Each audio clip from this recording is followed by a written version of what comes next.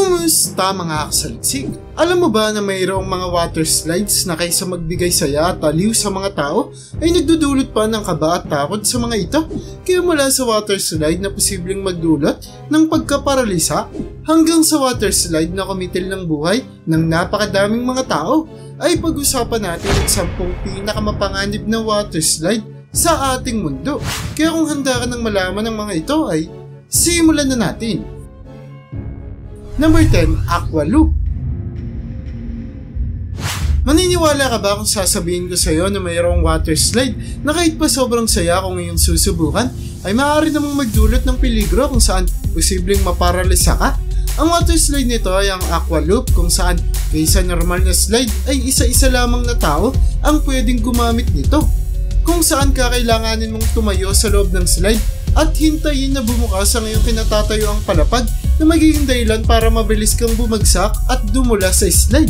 Ngunit dahil napakabilis ng iyong pagkakadulas, dahil sa Aqua Loop ay mataas ang posibilidad na maipit at ma-stuck ka dito. Kung kaya't nagkaroon pa nga ng aksidente sa bansang Australia kung saan mayroong isang dalagang naipit dito na naging dahilan para magkaroon siya ng problema sa kanyang spine na kahit pa nabuhay at nakaligtas siya ay nakakasigurado akong nag-iwan ng bakas sa pamamagitan ng pagbibigay takot at phobia sa kanya pagdating sa mga slide. Kumusta mga kasaliksik? Ako po si John Mark Guzman, ang boses sa likod ng Saliksik TV. At ngayon ay gusto ko kayong imbitahan na mag-subscribe sa Saliksik Gaming kung saan maglalaro at mag-e-enjoy tayo. Kaya ano pang hinihintay mo? Subscribe na at see you there kasaliksik. Number 9, Insano. Alam mo ba na mayroong water slide sa bansang Brazil na may taas na katumbas ng isang gusali na may 14 na palapag? Ito ay ang Insano water slide na ginawa taong 1989 kung saan ang mga taong nagpapadulas dito ay sinasabing umaabot ang bilis sa 65 miles per hour.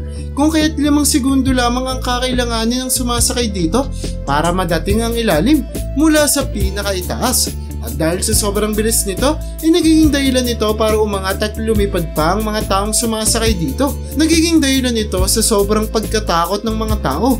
Dahil sa bukas ang water slide na Insano, kaya't kung sakali ay posibleng lumipad at malabas sa water slide ang sumasakay dito na maaari pang maging dahilan para bumagsak sila sa lupa at madisgrasyo o di naman kaya ay mamatay. Number 8, Phaser. Sigurado akong magtataka ka kung malalaman mo na mayroong water slide sa bansang Germany na nagbabawal na pasakayin ang kahit na sinong babae dahil posibleng mapahamak o madisgrasya ang mga ito sa pagsakay lamang dito. Ang water slide na hindi pwedeng sakyan ng kahit na sinong babae ay ang Phaser na sikat dahil noong pagkabukas pa lamang ng slide ay nagkaroon agad ng insidente kung saan 6 na babae ang sinugod sa hospital dahil sa pananakit ng kanilang ari matapos sumakay sa water slide na ito, kung saan matapos pag-aralan ng mga doktor ay natukoy na dahil sa labis na pagkadulas ng Phaser na sinasabing mas mabilis pa sa normal na bilis ng takbo ng kotse, ay naging dahilan nito para masugatan at magkaproblema sa maselang bahagi ang mga kababaihan. Kaya't upang hindi na magkaroon ng ganitong aksidente ay minabuti na lamang ng may-ari ng water park kung saan matatagpuan ng Phaser na pagbawalan ng mga babae sa pagsakay dito. Number 7, Black Hole. Tiyak na magugulat ka kung sakaling sabihin ko sa iyo na may water slide sa syudad ng Orlando sa Florida na kahit pa dinadayo ng mga tao ay naging dahilan naman para kasuhan ang water park na pinagkakatayuan nito. Ang water slide ay ang black hole na kailangang gamitan ng salbabida upang magpadulas dito, kung saan dahil sa dami ng mga tao na sumasakay sa black hole ay talaga namang sunod-sunod ang pagpapadulas ng mga tao dito, kung kaya't mayroong mga pagkakataon kung saan ang mga sumasakay sa water slide ay nagkakabungguan at nagkakasakitan na mayroon pang isang lalaki na natamaan sa kanyang spine at naging dahilan para kailangan siyang dalhin sa hospital. Ang lalaki ay agad na nagkaso sa water park na kailangan siyang bayaran ng $1.73 million. At dahil madami pang kaparehong kaso na sinampa tungkol sa black hole water slide, tungkol sa ganito ding mga pangyayari ay nakasara na sa kasalukuyan ng water park na pinamamahayan ng sobrang delikadong water slide na ito. Number 6, Leap of Faith.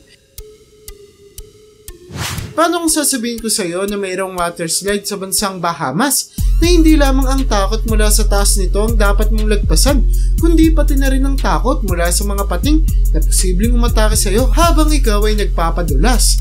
Ang nakakatakot na water slide na ito ay ang Leap of Faith, kung saan habang ang slide ay mayroong taas na katumbas ng isang gusali na may 9 na palapag, ay sigurado akong mas matatakot ka matapos mong malaman na kakailanganin mo ding dumaan sa gitna ng aquarium na naglalaman ng iba't ibang uri ng mga pating upang marating ang dulo nito. At dahil nagkaroon na ng kaso kung saan may isang pating na namatay matapos itong magpumilit na pumasok sa water slide, ay posibleng ang susunod na magpadula sa Leap of Faith ay makasalubong ang isang nakapasok na pating na talaga namang nagdadagdag ka ba sa mga taong nagpapadulas dito. Number 5 is Steamer Water Slide. Kung mapapadpad ka sa syudad ng Ottawa na kapitolyo ng bansang Canada, ay sigurado ako mas mainam na iwasan mo ang steamer water slide na matatagpuan sa Calypso Water Park. Dulot na kahit pa madami ng aksidente ang nangyari sa atraksyon na ito, ay patuloy pa din ang pagpapasakay nito sa mga tao na naging dahilan para hanggang sa kasalukuyan ay padami pa din ng padami ang nadidisgrasya dito. Mayroon ng mga kaso kung saan ang salbabida na kanilang sinasakyan ay tumataob habang nakasakay sa steamer water slide na naging dahilan para ang ilan sa mga sumasakay dito ay mabalian pa ng mga buto. Kahit na madaming mga aksidente ang nagaganap sa mapanganib na water slide na ito, ay hindi pa din nagagawang isara ang steamer water slide ng water park, kaya patuloy pa din ang pagtaas ng mga kaso ng mga napapahamak dito. Number 4, Verac. Ang water slide na Verac ay ang isa sa mga water slides na talagang hindi magugusto yung sakyan dahil kahit na gumastos ng halos 4 na milyong dolyar para lamang sa pagpapatayo nito ay agad itong ipinasara dahil sa pagiging sobrang delikado at mapanganib nito para sa mga sumasakay dito, kung saan dahil sa taas ng Verac water slide nakatumbas ang isang gusali na may 16 na palapag. Kung kaya't iisipin mo na lamang na karamihan sa nakaaksidente dito ay talaga namang malala ang tinatamang pinsala, kung saan ang ilan pa dito ay namamatay na naging dahilan para kahit na sadyang napakaganda ng Verac water slide at ginastusan ito ng malaking pera sa pagkakabuo ay hindi na pwede itong buksan pa para sa publiko. Number 3, Yas Water World. Alam mo ba na sa Abu Dhabi mo matatagpuan ang isa sa pinakamalaking water park sa ating daigdig na kahit sadyang binibisita ng napakadaming mga tao taon-taon ay dito mo din matatagpuan ang isa sa pinakamapanganib ng water slide sa mundo.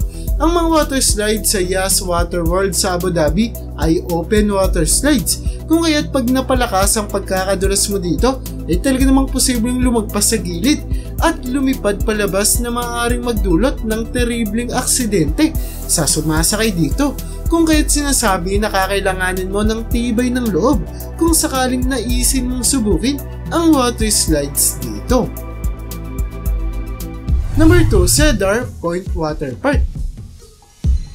Madaming mga atraksyon sa Cedar Point Water Park sa Ohio, kung saan ang bawat isa dito ay mayroon ng kaso ng insidente.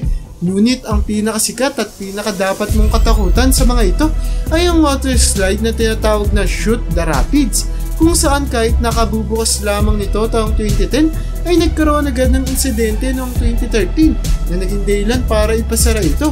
Ang insidenteng naganap ay ang pagtaob ng isang bangka na nagsasakay ng 7 pasahero matapos itong tumama sa isa pang nakaparadang bangka. At dahil naka-seatbelt ang mga pasahero sa bangka, ay hindi nila na kayang makatakas, kaya't ilang minutong nakalubog sa tubig ang kanilang mga ulo hanggang sa masigip sila ng mga trabahador sa lugar. Mabuti na lamang at walang nalunod at nasawi sa kanilang 7. Ngunit dahil sa insidenteng ito, ay kinilangang isara ang atraksyon sa loob lamang ng 1 taon, kaya't sa kasalukuyan ay bukas pa din ang mapanganib at delikadong water slide na ito. Number 1, Grave Pool. Sigurado akong wala ka nang mahanap pang mas mapanganib ng water slides kumpara sa tinaguriang Grave Pool sa New Jersey, kung saan kahit na halos 5 dekada nang nakabukas ang water park ay hindi pa din ito nagsasara. Kahit pa napakaraming mga insidente ang nagaganap dito taon-taon kung saan meron ng inatahe sa puso matapos tumalon sa tubig. May nakuryente na, may mga nabalian na ng mga buto, at natanggalan na ng mga ngipin at madami pang iba. Kaya't kilala ang lugar nito na water park na kumitil ng buhay ng maraming tao. Tila ba minamalas ang lahat ng taong pumupunta dito kung saan sinasabi na umaabot ng 13 rescue operation ang ginagawa dito araw-araw dahil sadyang napakadami na ng mga taong naaaksidente at napapahamak sa water park na ito kung saan sadyang nakapagtataka kung paanong bukas pa sila hanggang sa kasalukuyan. At yan ang bumabuo para sa listahan natin sa video na ito. Ang mga water slides ay ang isa sa pinakasikat na atraksyon ng mga water parks na talaga namang gustong gusto ng mga tao tuwing tag-init. Ngunit dapat talagang mag-ingat at obserbahang maigi ang iyong sinasakyan dahil posibleng hindi ito maging dahilan para sa iyong kaligayahan kundi magdulot pa sa iyo ng kapahamakan. Kaya para sa iyo, alin sa mga water slides na ito ang sa tingin mo ang pinakamapanganib? I-comment mo naman yan sa baba. At hanggang dito na lang muna ang aking bahagi. Hanggang sa muli mga kasaliksik, maraming salamat sa panonood. See you in my next video.